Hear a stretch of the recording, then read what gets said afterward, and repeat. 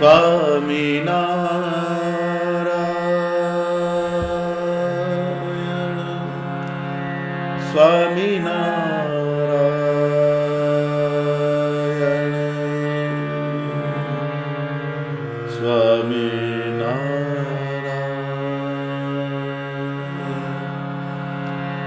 સ્વામિનારાયણ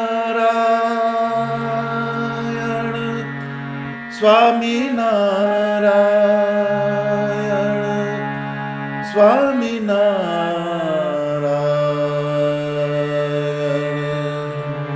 સ્વામિનારાયણ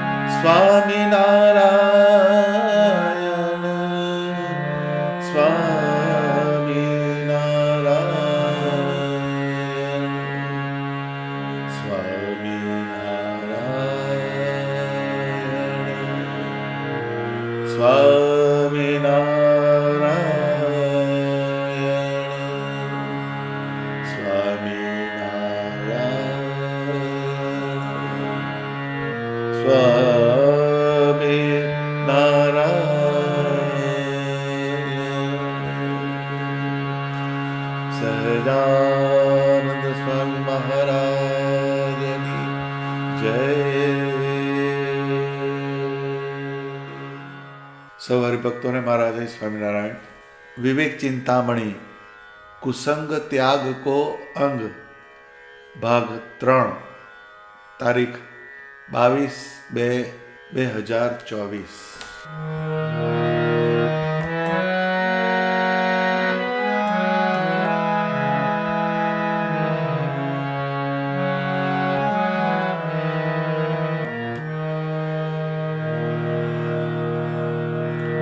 મુક્ત ન મન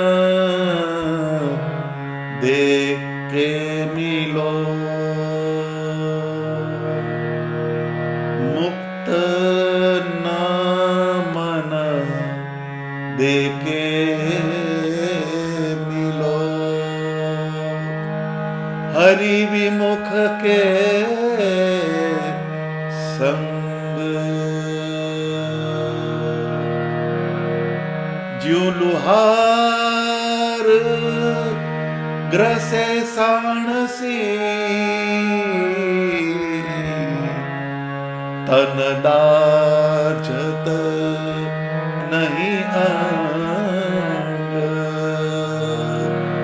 જ્યું લુહાર ગ્રસે સાણસી, તન નહીં દાજત અંગ, તન દાજત નહીં અંગ. કુસંગની જુદી જુદી વ્યાખ્યાઓ સ્વામીએ અહીંયા કરી છે. આપણા માનસમાં કુસંગ શબ્દના અમુક જ પ્રભાવ પડેલા હોય છે, પરંતુ કુસંગનો પ્રભાવ આપણા જીવમાં ક્યાં ક્યાં પડે છે એનું હેર સ્પ્લિટિંગ ડિટેલ સ્વામી આ વિષયમાં મૂકે છે. મુક્ત ન મન દે કે મિલો, હરિ વિમુખ કે સંગ. કોઈ પણ ક્રિયા કરો એમાં 3 પ્રભાવ હોય, એના 3 વેગ હોય. એક મંદ વેગ, બીજો મધ્યમ વેગ અને ત્રીજો તીવ્ર વેગ. આ 3 પ્રકારના જે વેગ છે એ ક્રિયાની અંદર કોનું કોનું કેટલું ઇન્વોલ્વમેન્ટ છે એના ઉપરથી એના વેગ ડિફાઇન થાય.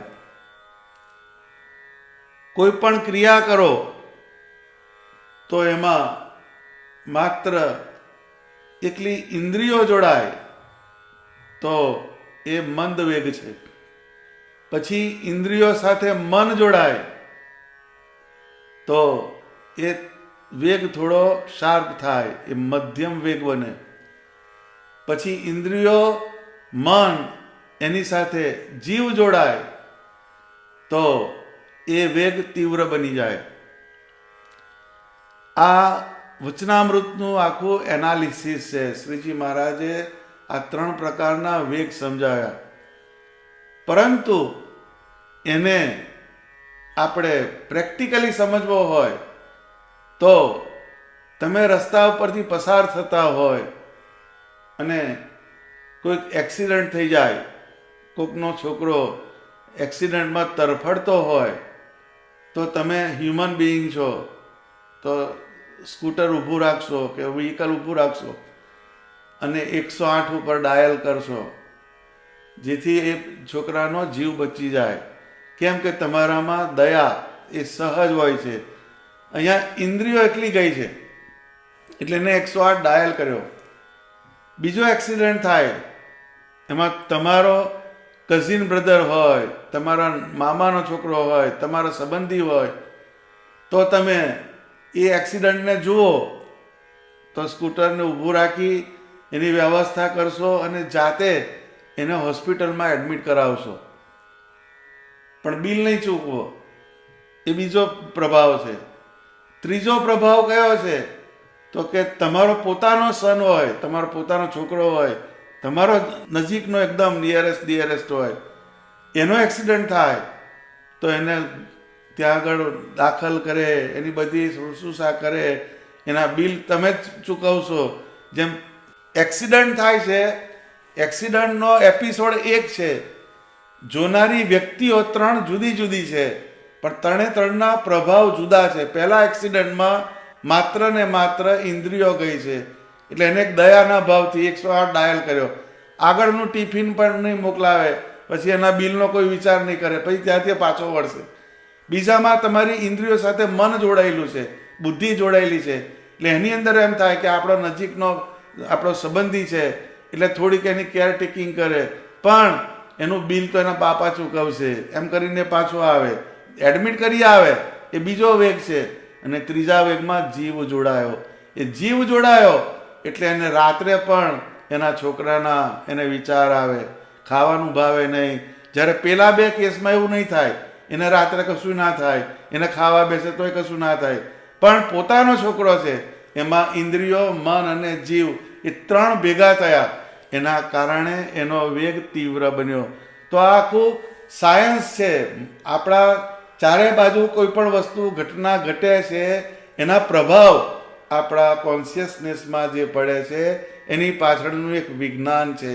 આ વિજ્ઞાન જો ના સમજાય તો આપણને જિંદગીમાં સાચું સુખ અને સાચી શાંતિની દિશા મળતી નથી. ઇન્દ્રિયો એકલી જાય તો ઇન્દ્રિયો સ્થૂળ છે, એ ગતિ કરી શકતી નથી, પણ એમાં મન જોડાય તો મનની અંદર ભગવાને સ્પીડ મૂકી છે. મન ગતિ કરાવે છે, મન તમને ફેરવે છે ચારે બાજુ. તો અહીંયા એ મન જે છે એ જ્યારે કહે છે મુક્ત ન મન દે કે મિલો હરિ વિમુખ કે સંગ. હવે અહીં હરિ વિમુખ એ શબ્દનો પ્રયોગ કરેલો છે. અહીંયા હરિ વિમુખ એ વ્યક્તિ માટે નથી, પણ અહીંયા કોઈ પદાર્થ કે કોઈ ક્રિયા માટે આ હરિ વિમુખ શબ્દનો પ્રયોજન છે. કોઈ પણ પદાર્થ હોય કે ક્રિયા હોય જે તમને ભગવાનથી દૂર લઈ જતા હોય એ હરિ વિમુખ કહેવાય. જેમ કે પંચ વિષયના પદાર્થ, પંચ વિષયના પદાર્થ હોય, એમાં એમ કે સારા ઘરેણાં હોય, સારા કપડાં હોય, અરે એ બધા પંચ વિષયના પદાર્થ એ પહેલાં હરિથી વિમુખ કરાવનારા છે. પછી બીજામાં ક્રિયાનો સંદર્ભ આવે તો તમે કોકના મેરેજમાં જાઓ, કોકની એનિવર્સરીમાં જાઓ, કોકના સામાજિક પ્રસંગમાં જાઓ જ્યાં રજોગુણી વાતાવરણ હોય, એમાં જે તમારે હાજરી આપવાની હોય, આ બધા તમને ભગવાનથી દૂર લઈ જનારા તત્વો છે. એને એટેન્ડ કરતા તમને આવડવું જોઈએ. તમે ભલે સોનાના દાગીના પહેર્યા, પરંતુ એમાં તમારી મનોભાવના જુદી હોવી જોઈએ. જેમ કોઈ શ્રીમંત હોય અને લગ્ન પ્રસંગે સોનાના હાર પહેરે, દાગીના પહેરે, કિંમતી વસ્ત્રો પહેરે, પરંતુ જે સતર્ક માણસ હોય, જે એલર્ટ હોય, એ શું કરે તો કે એ જે ઘણા હરિભક્તો એવા આજે પણ છે કે એમના જીવનમાં કંઈક પણ નવું લાવે તો પહેલું ભગવાનને ધરાવે. સોનાના દાગીના કર્યા હોય તો એને ધોઈને પહેલાં ભગવાનની મૂર્તિને પહેરાવે અને પછી એ પહેરે. કપડાં હોય એ ભગવાન આગળ મૂકે અને પછી એને પહેરે. તો આ એક પ્રક્રિયા જે છે એ જ્યારે તમે ભગવાનને એ સ્પર્શ કરાયો અને પછી તમે એને ગ્રહણ કરો તો ગમે એવા મેરેજમાં જશે, ગમે એવી જગ્યાએ જશે, પરંતુ એને પેલો રજોગુણ સ્પર્શી શકવાનો નથી. કેમ તો કે એને એ વસ્તુને પદાર્થને નિર્ગુણ બનાવી દીધો. પછી જ્યારે એ કોઈ ક્રિયામાં એ એટેન્ડ કરે કોઈ પણ ફંક્શન, ત્યારે એક એવા ભાવથી એ એમાં જોડાય કે આ મારો એક રોલ છે, હું સંસારી છું, હું ગ્રહસ્થ છું, એટલે મારે આમાં જવું પડે, પરંતુ આ મારું ડેસ્ટિનેશન નથી, આ મારા કલ્યાણના માર્ગમાં અવરોધરૂપ છે. એવી એક વાત એની અંદર દોષ દર્શન કરીને પછી જો એ ફંક્શનને એટેન્ડ કરે તો એ ફંક્શન એને કોઈ દિવસ અવળે પાટે લઈ જાય નહીં. આ બધી ટેકનિક છે. એ શું કહે છે? જીવ લુહાર ગ્રસે સાણસી તન દાજત નાહી આંગ. બહુ સમજવા જેવી વાત છે કે સંસાર વ્યવહાર એમાં ક્યારેય મનથી ઓતપ્રોત થઈને ગળાડૂબ થઈને જોડાવાનું નહીં. એનો આ દાખલો આલ્યો સ્વામીએ કે જેમ લુહાર હોય એ કોઈ લોખંડનો ઘાટ ઘડવાનો હોય ત્યારે લોઢાને બરાબર પહેલાં તપાવે અને પછી હથોડા મારી એનો ઘાટ ઘડે. પણ સીધું જો લોઢાને પકડવા જાય તો હાથ બળી જાય. એટલે એ ગરમ લોઢાને સાણસી વડે પકડે છે. એમ જ્યારે સંસારના વિષયના ઉપભોગમાં જોડાઈએ ત્યારે આ પંચ વિષય મારા કલ્યાણના માર્ગના બાધક છે એવી સમજણની સાણસી એ રાખવાની, તો પંચ વિષય તમને પરાભવ કરી શકે નહીં. આ મુક્તાનંદ સ્વામીની આ એક લાઈન જો આપણે જીવનમાં ઉતારીએ તો વ્યવહાર ક્યારેય તમને ઓવરપાવર કરી શકશે નહીં. જેમ આ પૃથ્વી છે એના ઉપર 3/4 પાર્ટ, પોણા ભાગનું પાણી છે અને પા ભાગની જ પૃથ્વી છે. 25% લેન્ડ છે અને 75% પાણી છે. પણ એ પાણી જે છે 75% એ ક્યારેય 25% પૃથ્વીને પરાભવ કરી શકતું નથી. એ પરમાત્માની વ્યવસ્થા છે.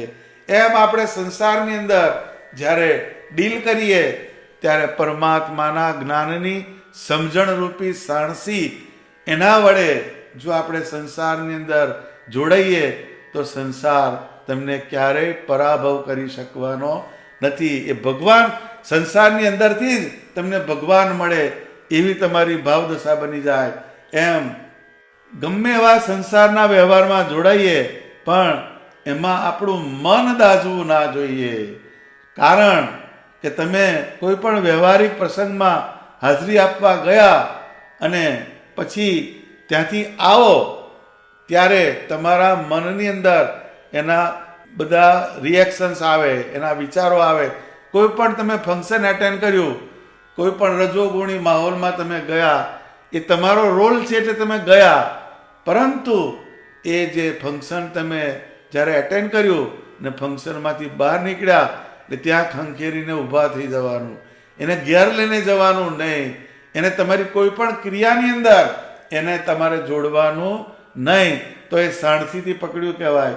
અને જો સાણસીથી ના પકડો તો તમને જેમ પેલો લુહાર હોય એ ગરમ વસ્તુને, ગરમ પદાર્થને, ગરમ લોઢાને સાણસીથી જો ના પકડે તો એનો હાથ દાઝી જાય અને એને જે ઘાટ ઘડવાનો છે એ પછી રહી જાય. એમ આપણે ઘાટ ઘડવાનો કયો? તો કે આપણે સ્વામિનારાયણ ભગવાનની મૂર્તિનું ધ્યાન કરવાનું, ભજન કરવાનું, સ્મરણ કરવાનું, ચિંતન કરવાનું, આ બધા ઘાટ ઘડવાના છે. એને માટે મનને તપાવવું પડે, એ ભજનમાં લઈ જવું પડે ને સત્સંગમાં લઈ જવું પડે, પણ એને સમજણની સાણસી એનાથી પકડવાનું, તો ક્યારેય આપણને એ પરાભવ કરી શકે નહીં. મુક્તાનંદ સ્વામીએ આ વિષયમાં એક વાત સમજાવી કે જબહી મન વિષયા ભખે, મુક્ત કહે મન ભૂત, મુક્ત કહે જબ હરિ ભજે, તબ હી શાંત હોય સોત. એટલે એને સપૂત કહ્યું એમ કે જ્યારે મન છે વિષયા ભખે, પંચ વિષયમાં મન જતું રહે ત્યારે એને ભૂત સમજવાનું, પરંતુ જ્યારે ભગવાનનું ભજન કરે ત્યારે એ સપૂત છે, એ શૂરવીર છે. એ મનને પણ આવા વિચારથી મજબૂત કરવું પડે. એ જો ના કરીએ તો મન તમને હરાવી જાય અને ભગવાનને ભજવાના માર્ગમાંથી તમને પાડે. એટલે જ્યારે રજોગુણના માહોલમાં થોડો સમય તમે માલો, પછી ઘેર જાઓ ત્યારે એ રજોગુણને ત્યાંનો ત્યાં મૂકી દેવાનો. કેમ?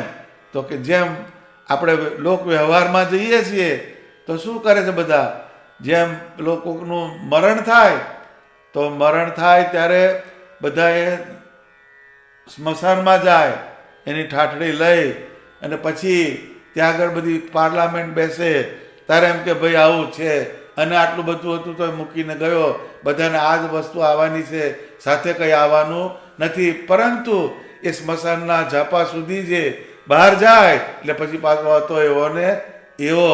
એને તે જેમ એમ કે તમે લોક વ્યવહારમાં આવી સારી વસ્તુને તમે સ્મશાનમાં જ મૂકીને આવો છો, એવી રીતના સત્સંગમાં ભગવાનને ભજવાનો જે માર્ગ, એમાં રજોગુણની જે વાત હોય એ રજોગુણના ફિલ્ડમાં મૂકતા આવવાનું ને ઘેર આવો ત્યારે આપણે એનું કોઈ પણ રિએક્શન તમને અંદરથી આવવું જોઈએ નહીં. કેમ? તો કે જો એમાં મન ગયું તો એ તમને ખુવાર કરશે. જેમ દરિયાનું પાણી હોય એમાં નવાય, છબછબિયા કરાય, એમાં છોકરાઓ ગેમ રમે, એ બધું બરાબર છે, પણ જો લોટો પાણી પીવે દરિયાનું તો ડિહાઇડ્રેશન કરાવે, ઉલટીઓ કરાવે, ઝાડા કરાવે. એ અંદર ગયું એટલે એ પાણી તમને ખુવાર કરે ને કરે. એમ સંસાર જે છે એ દરિયાના પાણી જેવો છે. જેમ દરિયાના પાણીની અંદર છબછબિયા જ કરવાના, એમ સંસારમાં છબછબિયા કરી પાછા ભગવાનની મૂર્તિમાં જોડાવાનું. આ ટેકનિક જેને હાથમાં લાગી જાય એનો સત્સંગનો માર્ગ છે, એ નિષ્કંટક બની જાય. એમ વ્યવહારની સંસારની પ્રવૃત્તિઓ આપણા મનમાં પ્રવેશવી જોઈએ નહીં. એ જો મનમાં પ્રવેશી તો આપણને ખુવાર કરશે. આમને મન જે છે, મનની અંદર સ્પીડ છે, એ મન ફરતું જ રહે છે, એટલે તમારા અંતઃકરણને ફરતું રાખશે, એ ક્યારેય સ્થિર થવા દેશે નહીં. આ મનની જે વાત છે એને સ્વામિનારાયણ ભગવાને બહુ લોજિકથી, બહુ સાયન્ટિફિક પદ્ધતિથી એક વચનામૃતમાં સમજાવેલી છે. શ્રીજી મહારાજે ગઢડા મધ્યના 23મા વચનામૃતમાં મનનો ડાયલેમા, મન કેવું છે એની એક વાત બહુ સ્પષ્ટ રીતે સમજાવી છે. આજે વિષય મુક્તાનંદ સ્વામીએ કહ્યો કે મુક્ત ન મન દેકે મિલો, હરિ વિમુખ કે સંગ. એ મનને અંદર જોડવાની કેમ ના પાડે છે? તો કે મન જે છે એ બધી બાજુથી ખુવાર કરનારું છે.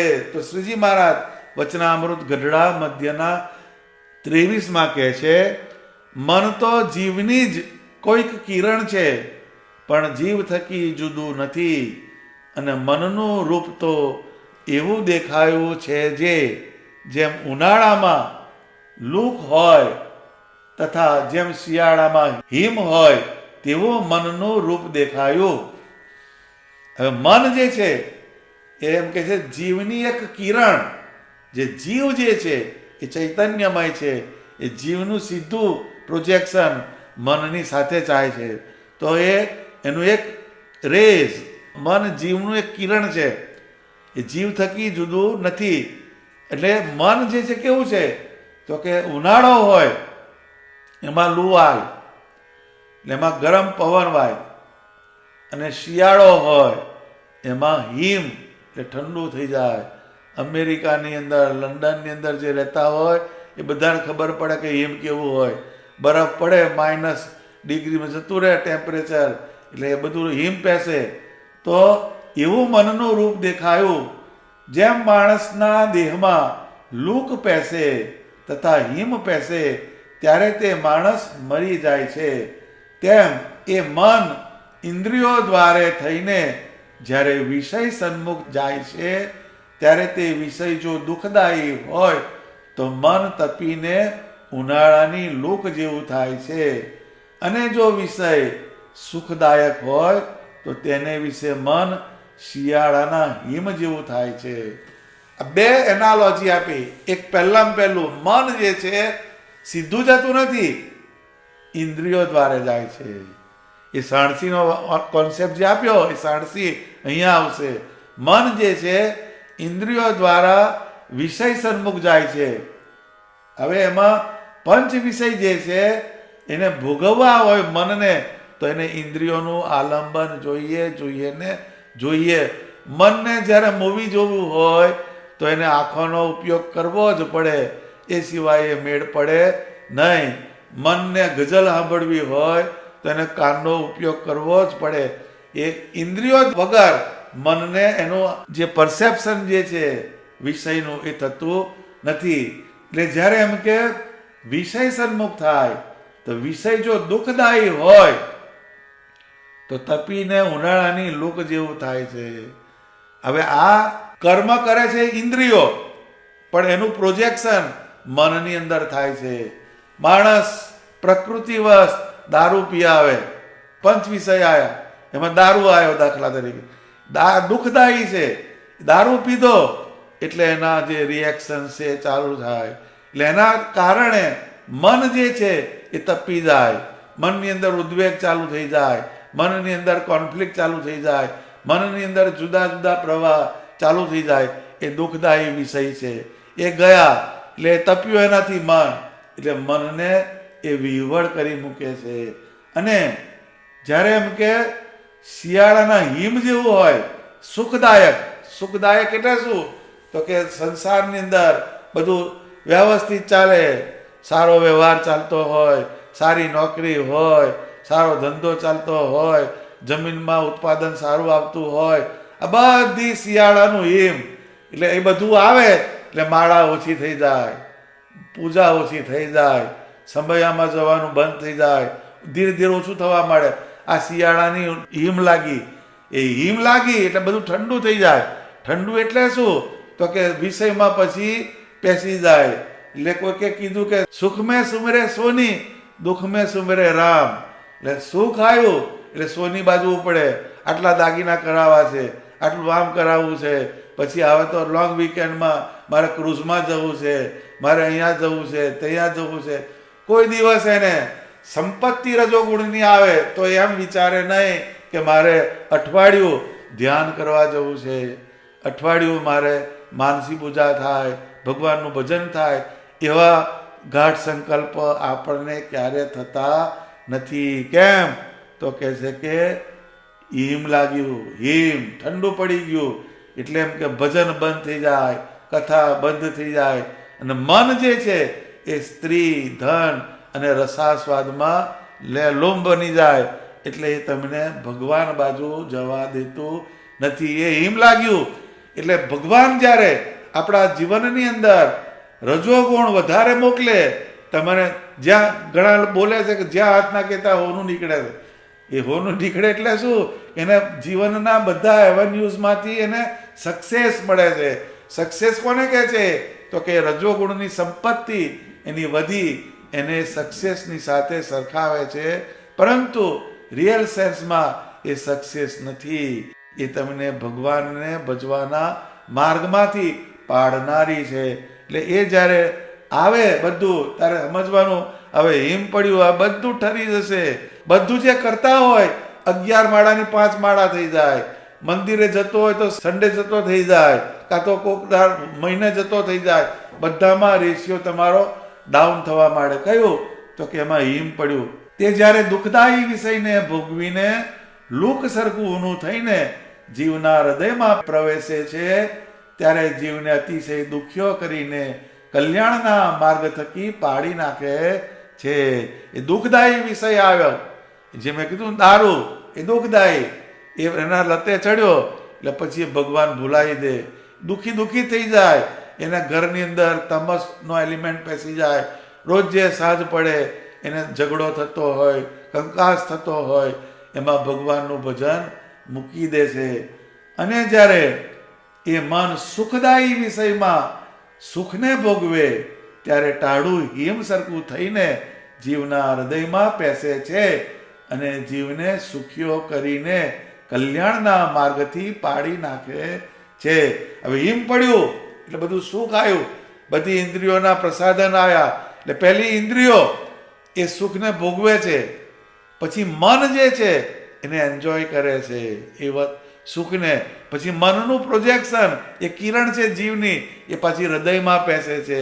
એ હૃદયમાં પેઠું એટલે પછી એને જલસા પાર્ટી ચાલુ થઈ જાય, એને પછી એ બાજુ કશું એને સૂજે નહીં. એટલે મુક્તાનંદ સ્વામીએ એક કીર્તનમાં લખ્યું કે મનવા સમજ સયાને ઘૂર મન, એટલે એને સમજ, સયાને એટલે હોશિયાર તું શું બહુ, પણ એમ કે તું ઘૂર, ઘૂર એટલે ઘુવડની ઉપમા આલી. મનવા સમજ સયાને ઘૂર, હે મન તું ઘુવડ જેવું છે. ઘુવડ એટલે જેને ઘુવડને સૂર્ય ઉદય થાય તો પણ કશું દેખાય નહીં, એમ સ્વામિનારાયણ ભગવાન આ પૃથ્વી ઉપર પ્રગટ થયા. એમણે કલ્યાણકારી સંપ્રદાયની સ્થાપના કરી.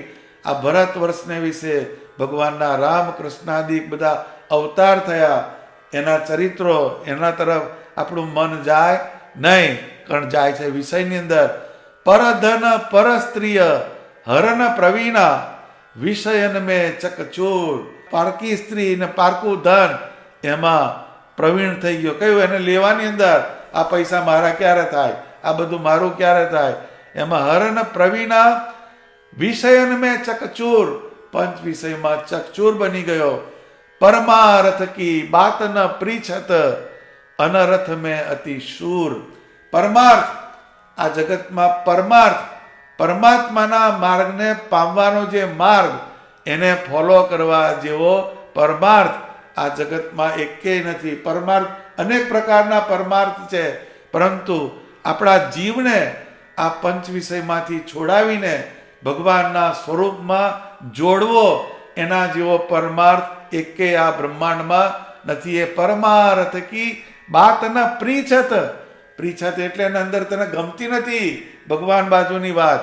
અનર્થ મેં અતિ શૂર, અનર્થ, અનર્થ કહેતા આપણો જીવ જગતમાં જોડાય અને ભગવાનના માર્ગ થકી ચલિત થઈ જાય, એનાથી મોટો અનર્થ કોઈ છે નહીં. હે મન તું અનર્થમાં શૂરવીર છું અને પરમાર્થ તને સૂઝતો નથી. એમ ભગવાનના જે ભક્ત હોય એને આ ઉપમા લી.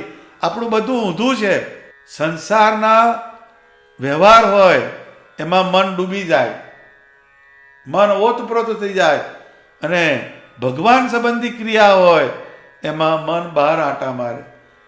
મહાપૂજામાં બેઠા હોય, બ્રાહ્મણ શ્લોક બોલાવે, બધી ક્રિયા કરે, ક્રિયા હાથ કરે, પણ મન બીજે ગયું હોય. બેસે ખરા મહાપૂજા, કે પાછો કે મેં હોમાત્મક મહાપૂજા કરી, હોમાત્મક કરે ખરો, પણ એ અગ્નિ અંદર પ્રદીપ્ત થયો નથી, અગ્નિ બહાર પ્રદીપ્ત થયો. એ જ્યારે બ્રહ્મત્વનો અગ્નિ આપણા કોન્શિયસનેસમાં પ્રદીપ્ત થાય ત્યારે જ આપણને કોઈ પ્રાપ્તિ થાય છે. એટલે જ્યારે સત્સંગ સંબંધી ક્રિયા કરવાની હોય તો મન બીજા આંટા મારવા માંડે. કથા સાંભળવા બેઠો પણ મન બીજે બેઠું. ગૌમુખીમાં હાથ ગાલીને માળાય ફેરવે પાછો, એમાંય પાછો ના પડે, પણ મન બીજે ગયું. એ તમને અંદરથી એનો ફીડબેક આવવાનો નથી. એટલે આ વસ્તુને કાયમ ધ્યાનમાં રાખવાની. તો એમ જે હૃદયની અંદર જે ઉદ્વેગ થાય છે એનું કારણ કયું? કે પહેલી ઇન્દ્રિયો ગઈ, પછી મન ગયું, પછી એની અંદર જીવ જોડાયો. એટલે અંદર એનો વેગ જે છે એ તીવ્ર બની ગયો. એટલે એમ કે જ્યારે સુખદાયી વિષય એમાં સુખને ભોગવે ત્યારે ટાળું હિમ સરખું થઈ જીવના હૃદયમાં પેસે છે ને જીવને સુખીઓ કરીને કલ્યાણના માર્ગમાંથી પાડે. પેલામાં દુઃખ છે, 12 હાથે 13 તૂટે તોય પાછો લોચો, એને કશો મેળ ના પડતો હોય તો એ ઉદ્વેગમાં જાય, એ બળ્યું હોય એમની અંદર એ લૂ લાગી. અને જ્યારે ભગવાને બહુ નાખ્યું ત્યારે ભજનની અંદર ભજન બાજુ ઠરી ગયો એ, અને સંસારના વ્યવહારમાં એ ડૂબી ગયો. એટલે એ જ્યારે સુખ આવે કે દુઃખ આવે, બંને ક્રાઇટેરિયા કયા છે? કે એમાં મન જે છે એને જો તમે ભગવાનમાં ન જોડો તો એ તમને ખુવારી તરફ લઈ જાય છે. માટે જેનું મન બુઢા વિષયને દેખીને તપે નહીં અને સારા વિષયને દેખીને ટાઢું પણ થાય નહીં, એવી રીતે જેનું મન અવિકારી રહેતું હોય તેને પરમ ભાગવત સંત જાણવા. આ છેલ્લે કન્ક્લુઝન માર્યું. એટલે ભગવાનના જે ભક્ત હોય એને જે કહ્યું ને સ્વામીએ કે મુક્ત ન મન દે કે મિલો હરિ વિમુખ કે સંગ. એટલે જ્યારે સત્સંગ સંબંધી વાત હોય તો વાત બરાબર છે, પણ ભગવાનથી દૂર લઈ જનારા જે તત્વો હોય, એ તમને ડિસ્ટ્રેક્ટ કરનારા જે એલિમેન્ટ હોય, ત્યારે એમાં મનને ક્યારેય જોડવાનું નહીં. જ્યું લુહાર ગ્રસે સાણસી તન દાજત નહીં અંગ. આ એક ટેકનિક એને પકડવાની. જ્યારે આપણે સત્સંગના માહોલમાં જઈએ ત્યારે મનને જોડવાનું. તમે ગ્રહસ્થ હો એટલે લગ્નમાં જવું પડે, કોકના ખરખરે જવું પડે, કોઈના બેબી શાવરમાં જવું પડે, કોકની એનિવર્સરીમાં જવું પડે, આ બધું જવું પડે એવી વાત હોય છે. એટલે એમાં જવાનું ખરું, પરંતુ સાણસી યાદ રાખવાની. જેમ લુહાર સાણસીથી પેલા ગરમ લોઢાને પકડે છે, એમ તમે લગ્નમાં જાઓ, એનિવર્સરીમાં જાઓ, કોઈના બર્થડે પાર્ટીમાં જાઓ, ત્યારે સમજવાનું કયું? ગરમ લોઢાને પકડવા હું જાઉં છું, અને જો હાથથી હું પકડીશ તો મારા હાથને બાળી નાખશે, એટલે પછી હું ભગવાન ભજવાને યોગ્ય રહીશ નહીં. એ સમજણરૂપી સાણસી એનો આપણે ઉપયોગ કરવાનો, તો એ બુદ્ધિવાળો કહેવાય, એ જ્ઞાની કહેવાય. તો એ જો તમે આ ટેકનિકને તમે આત્મસાત કરો તો જેમ પેલી વાત કહીને કે બુઢા વિષયને દેખીને તપે નહીં, એટલે જે તમને દુઃખ હાલનારી વસ્તુ હોય એમાંથી તમે ઉદ્વિગ્ન ના થાવ, અને સારા વિષયને દેખીને ટાળું પણ થાય નહીં. કોકની મર્સિડીઝ દેખીને આપણે આ મર્સિડીઝ આવે તો સારું એવું આપણને થવું જોઈએ નહીં. કેમ કે ટાળું થઈ જાય, પાછું એના ગાઢ સંકલ્પમાં ચાલવા માંડે. તને ભગવાને જે યોગ્ય છે તારા માટે એ આપ્યું છે, તારે જવું છે જોબ ઉપર જ, તું મર્સિડીઝ લઈને જા કે ગમે એવી ગાડી લઈને જવું, પણ આપણું મિશન કયું છે? આપણો ઓબ્જેક્ટિવ શું છે? કે ડિસ્ટન્સ કાપવાનું. એમાં ગમે એવી ગાડી હોય તો આપણે જેમ ટાઢું કોકની મર્સિડીઝને જોઈ અને આપણું મન ટાઢું થવું જોઈએ નહીં, અને કોકનું એમ કે બળાપો હોય એને જોઈને મન ઉદ્વેગ થવા દેવાનો નહીં. આ બે સમજણની સાણસી છે. આ જો આપણે પકડી રાખીએ તો સત્સંગમાં આપણને ભગવાન તરફ ગતિ કરાવનારું બને.